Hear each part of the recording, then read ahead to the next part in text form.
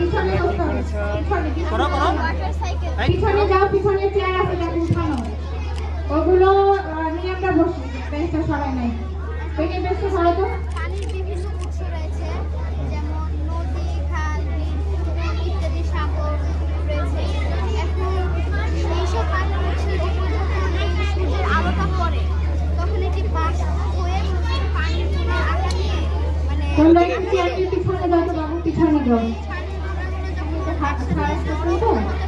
এই সাইডে যাও, এই সাইড দিয়ে যাও।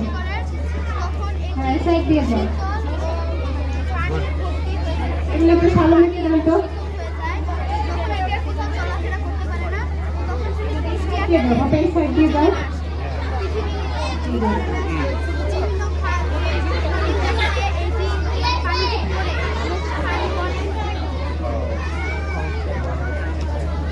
যে শব্দটা তুমি বলতে পারছো না, ওই শব্দটা হবে বসো। ঠান্ডা হয় এবং ঘনীভূত মানে এক জায়গায় হয়ে যায়।